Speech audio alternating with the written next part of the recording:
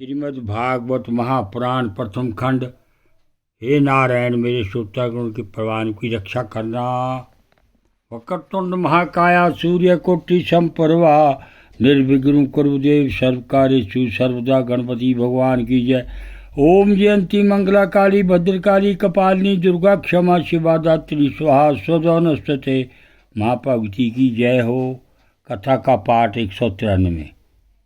नाही क्रम से द्वै मृत्युजनो मनो शरीर नामस्तु तदात कर्म भी यासने पाशो निसर्ग वृद्धये स्वयं कृत्से तमं विवर्षति तवं तात नारहसी च मा कृपणामनाथा तयुक्तं विचक्ष पित्रं तव शोकतप्तम् अन्ध्यसत्तरेम भवता प्रजतुस्त्रं यद दवान्तं न यकुरुणेन यमेन दूरम् उत्थितात इमे शिशवो व्यस्या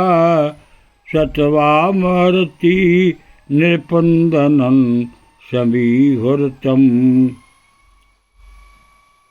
सुप्तशिरं हसनयाच भवान् परितो भूरक्षवं शतं पिब शुचो हरनाशवाकानाम् नाहं तनुज ददर्शे हतं गलाते मुग्धवसितं मुदित वीक्षण माननावजं किं वागतो अयो पुनरवयामनलोकं नित्ययो ग्रणेन नाशृणोस्मि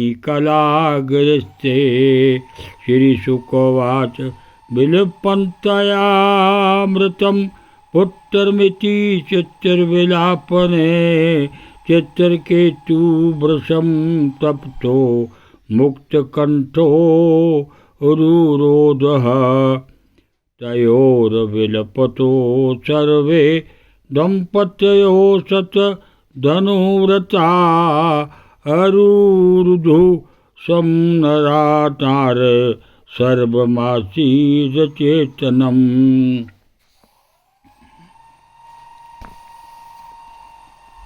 यदि संसार में प्राणियों के जीवन मरण का कोई क्रम न रहे तो वे अपने प्रारब्ध के अनुसार जन्मते मरते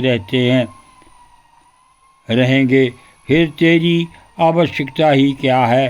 तूने संबंधियों से स्नेह बंधन तो इसलिए डाल रखा है कि वे तेरी सृष्टि को बढ़ाएं, परंतु तू इस प्रकार बच्चों को मारकर अपने किए कराए पर अपने हाथों पानी फेर रहा है। फिर वे अपने मृत पुत्र की ओर देखकर कहने लगी, बेटा मैं तुम्हारे बिना अनाथ और दीन हो रही हूँ। मुझे छोड़कर इस प्रकार चले जाना तुम्हारे लिए उचित नहीं है। तनिक आँख खोलकर देखो तो सही, तुम्हारे पिताजी तुम्हारे योग में कितने शोक संतप्त हो रहे। बेटा, जिस घोर नरक को निसंतान पुरुष बड़ी कठिनाई से पार कर पाते हैं, उसे हम तुम्हारे सहारे अनायास पार कर लेंगे। अरे बेटा, तुम इस यमराज के साथ दूर मत जाओ, यह तो बड़ा ही निर्दयी है। मेरे प्यारे लल्ला ओ राजकुमार, उठो बेटा, देखो तुम्हारे साथी बालक तुम्हें खेलने के लिए बुला रहे हैं। तुम्हें सोते सोते बहुत देर हो गई, अब भूख लगी होगी। उठो, कुछ खा लो, और कुछ नहीं तो मेरा दूध ही पी लो और अपने स्वजन संबंधी हम लोगों का शोक दूर करो। प्यारे लाल, आज मैं तुम्हारे मुखार बिंद पर वह भोली भाली मुस्कुराहट और आनंद भरी चिंतमन नहीं देख रही हूँ। मैं बड़ी अभागिनी हूँ। हाय हाय, अब भी मुझे तुम्हारी सुमधुर तोतरी बोली, नहीं सुनाई दे रही है क्या सचमुच? निठुर यमराज तुम्हें उस परलोक में ले गया जहाँ से फिर कोई लौट कर नहीं आता।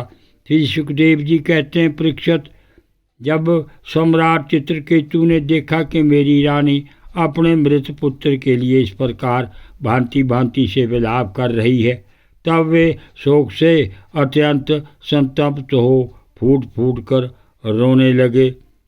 राजा रानी के इस प्रकार विलाप करने पर उनके अनुगामी स्त्री पुरुष भी दुखित होकर रोने लगे। इस प्रकार सारा नगर ही शोक से अचेत हो गया। शांताकारं भुजगशयनं पद्मनाभं सुरेशं विश्वधारं गगन सुदर्शनं मेघवर्णशुभांगं लक्ष्मीकांतं कमलनयनं योगविद्यागम्यं वंदे विष्णु सर्वलोकनाथं। बोल विष्णु भगवान की जय।